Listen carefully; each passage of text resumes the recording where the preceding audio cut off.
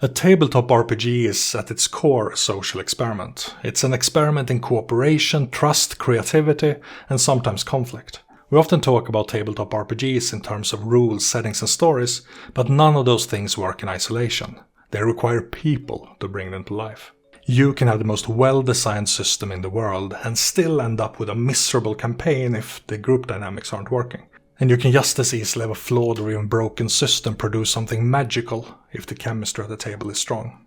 Your campaign lives or dies by the people playing it, not the rules. If you have played with more than one group, this is probably already familiar.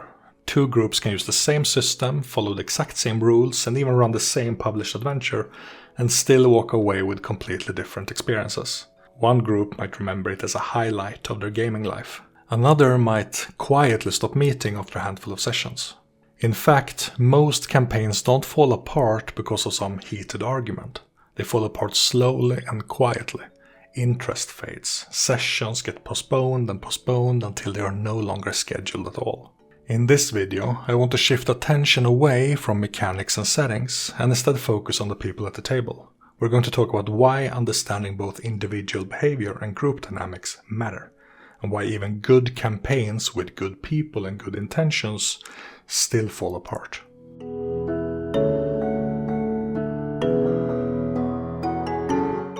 Tabletop RPGs are social activities, and the defining feature of anything social is people. When you play a game like D&D, it isn't the rules that create the story, it's the interaction between the people around the table. The rules help facilitate that interaction, but they don't replace it. This also ties into a larger question. What does it actually mean for a campaign to succeed? Unlike most other games, tabletop RPGs don't tend to have fixed victory conditions. You can say that the goal is to defeat the villain or solve the mystery, but we all know that hitting story beats isn't what determines whether a campaign felt like a success. A game where the party fails or even dies can still be deeply satisfying. If everyone had fun, if the experience felt engaging and meaningful, doesn't that mean that the campaign was successful? Over the years, I've seen many games come and go. Some ended because the story reached a natural conclusion. Some ended because real life intervened, schedules changed, energy dropped, priorities shifted. And some ended because of interpersonal issues, like unresolved disagreements, mismatched expectations, or conflicts that were never addressed or resolved. I tend to think about groups through basic systems theory. Each person at the table is a cog in a larger machine, and it only takes one cracked cog for the entire mechanism to start breaking down. But I've also seen the opposite. I've seen groups find a rhythm where trust develops, communication flows, and even the smallest scene feels meaningful. Those experiences are rare and they are fragile. I've never seen perfect harmony last forever. Groups seem to naturally move between balance and imbalance over time. What matters isn't finding a group where nothing ever goes wrong. That's impossible. What matters is finding a group with the maturity, empathy, and flexibility to notice when things are slipping and to adjust. No one is perfect, but some people struggle far more than others with adapting to a shared social space. One of the most common mistakes players make is overestimating the importance of rules and underestimating the importance of people. Sure, system matters, but it isn't the deciding factor. If you invite friends over for a movie night, the choice of movie shapes the experience. But what you wanted was a night with friends. The movie itself was secondary. Tabletop RPGs should work the same way. One of the most fascinating aspects of tabletop RPGs is how people change at the table. Who someone is in everyday life doesn't always translate to who they are during play. The context shifts, social expectations shift, even power dynamics shift, especially between players and the game master. People also approach the table with different intentions. Some see it as a casual social activity, others see it as a game that can be crunched. There are also those who see it as something deeply immersive or emotionally serious. Once play begins, everyone adapts differently. I've seen people who are usually quiet or reserved become confident and assertive during play. It's almost like the structure of the game draws them in and gives them the permission to speak, act, and take space in ways they'd never do in real life. Some might even step naturally and confidently into leadership roles they would never claim elsewhere. I've also seen the reverse. People who are socially dominant or outgoing in everyday life sometimes struggle during play. They may hesitate to express emotion, avoid anything resembling vulnerability, or retreat into mechanical gameplay while letting others take charge of the roleplay. There's research suggesting that tabletop RPGs can work as a form of social training, especially for people with social anxiety. Rules and structure reduce ambiguity, fictional stakes reduce risks, and the storytelling creates a space for social problem solving without real-world consequences. It only takes a single player to disrupt a group, but a single player can also enrich it. Groups that have diversity in personality and playstyle can add texture and depth to a game as long as it's grounded in mutual respect. Too much similarity can feel safe, but it can also make the game stagnant. Too much careless difference can lead to friction. As with most things, balance is the key to success. Every social group operates on a set of agreements. Some are spoken, many are assumed. When those assumptions align, play feels effortless. When they don't, tension begins to simmer, often without anyone being able to clearly explain why. Unspoken rules are fragile.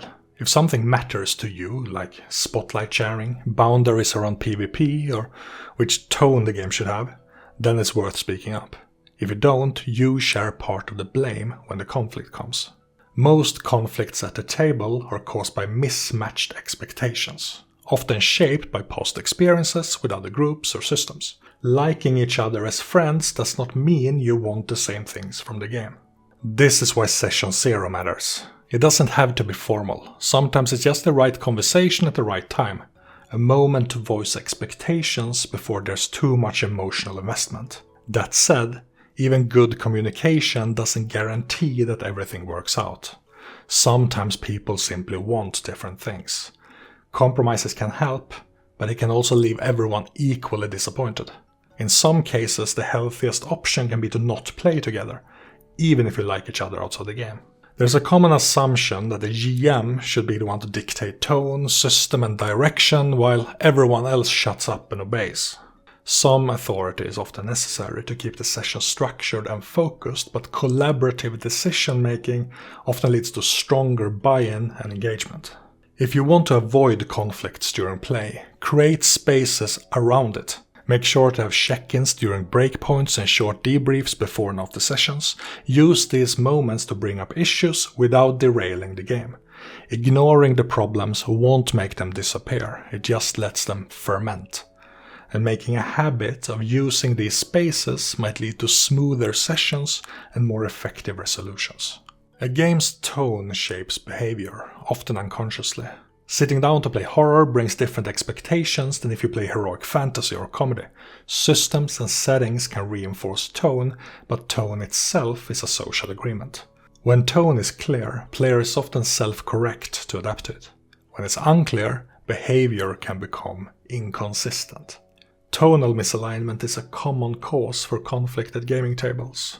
For example, humor can enrich a game when done well, but if used poorly, it breaks immersion and pulls others out of the experience.